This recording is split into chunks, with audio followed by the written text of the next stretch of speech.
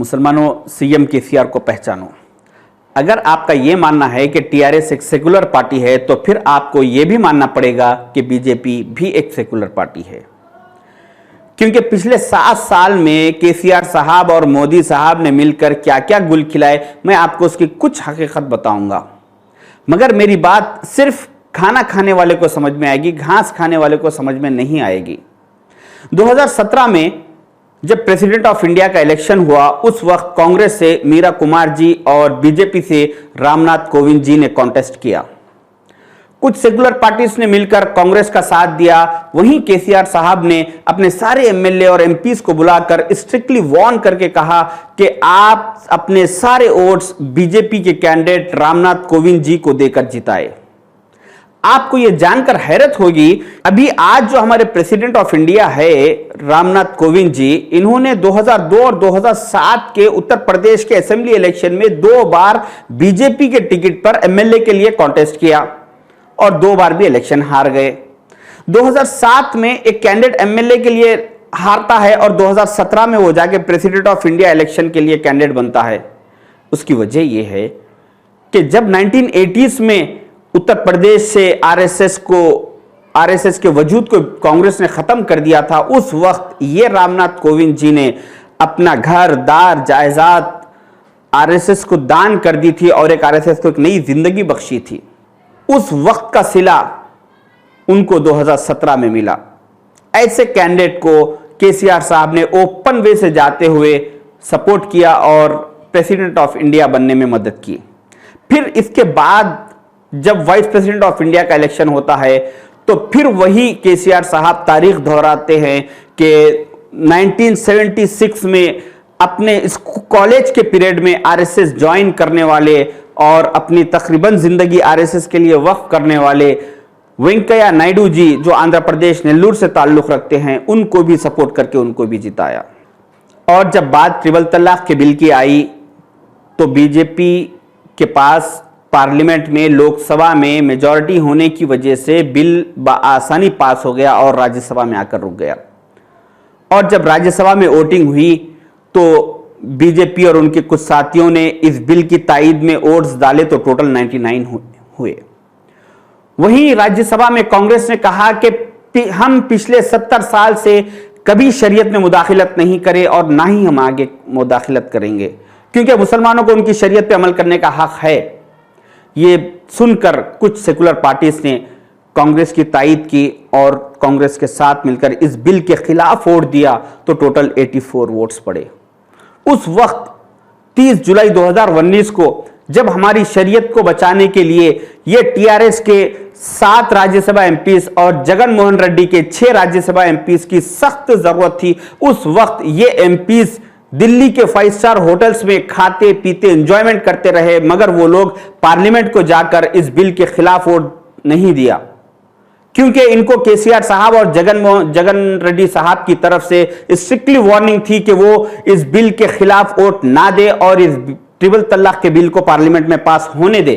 उसके बावजूद भी हमारे कुछ लोग इनको सेकुलर सीएम मानते हैं। और फिर जब आर्टिकल 370 हटाने की बात आई तो उस वक्त यही टीआरएस के सारे एमपीस ने बीजेपी का साथ देते हुए उस बिल को भी पास करवाया। वहीं कांग्रेस ने इस बिल की मुखालिफत में ठहर गए। कई नाम नेहाद मुस्लिम कायदीन घरों में कैमरों में बैठकर अफसोस जताते रहे कश्मीर की आवाम पर, आर्टिकल 370 पर, मगर हिंदुस्तान के एक वाहिद लीडर राहुल गांधी जी ने कश्मीर के लोगों पर होने वाले जुल्म के खिलाफ आवाज उठाने के लिए श्रीनगर के एयरपोर्ट पर पहुंच गए वहां, मगर लॉकडाउन होने की वजह से उनको बाहर जाने नहीं दिया गया और वो लॉकडाउन कई महीनों तक जारी रहा। जिस लॉकडाउन की वजह से कोई फैसिलिटीज ना होने की वजह से कई लोगों ने अपनी जान गंवा दी। कई मासूम बच्चों को वक्त पे इलाज ना मिलने की सूरत में कई मासूमों की जान चली गई। कुछ मां बाप अपने घर के आंगन में खबरें खोदकर अपने मासूमों को खुद अपने हाथों से दफन कर लिया। उस बिल में भी केसीआर साहब ने बीजेपी का साथ दिया। और उसके बाद फिर एनआरसी के बिल के वक्त सबसे बड़ा तमाशा तो केसीआर साहब ने अब किया पार्लियामेंट में तो जब एनआरसी का बिल पेश किया गया तो वहां पर उन्होंने मुखालिफत नहीं की और असेंबली में आकर एनआरसी के खिलाफ एक रेजोल्यूशन पास किया गया। यह एक ऐसा मजाक है जैसा कि एक नौजवान लड़के और लड़की की शादी होती है तो कुछ दिनों के बाद उसका कुछ रिजल्ट निकलता है और गुड़ा गुड़ी की शादी होती है तो उसका कुछ रिजल्ट नहीं निकलता। उसी तरीके से पार्लियामेंट में जो सारे मुल्क के लिए कानून बनता है वो कानून को असेंबली कुछ भी नहीं कर सकती, मगर मुसलमानों को बेवकूफ बनाने के लिए मुसलमानों के साथ केसीआर साहब ने गुड़ा गुड़ी का खेल खेला।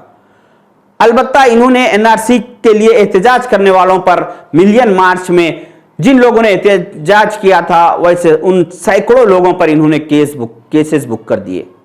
ये सारे बिल्स में केसीआर साहब ने जो बीजेपी का सपोर्ट करके बिलों को पास करवाया, ऐसे और नियर 26 बिल्स है जो मैं इंशाल्लाह आगे बताऊंगा।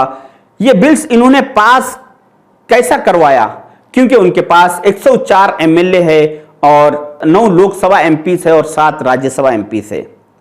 केसीआर साहब को ये इतने एमएलए और एमपीस कहां से आए?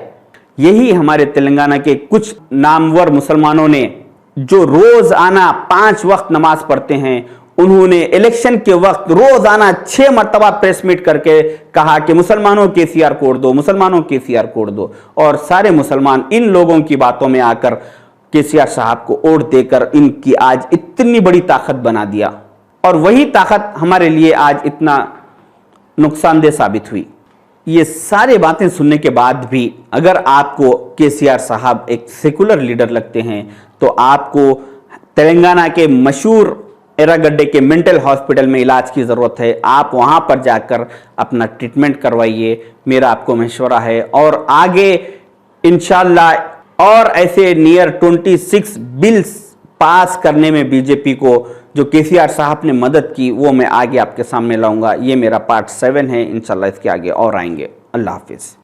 99 स्टोर्स के जरिए हैदराबाद और दीगर शहरों में धूम मचाने के बाद इजी एक्सप्रेस ने घर बैठे शॉपिंग करने के ख्वाहिशमंद अपने कस्टमर्स के लिए लॉन्च की है अपनी वेबसाइट जिसका नाम है wholesale99.in।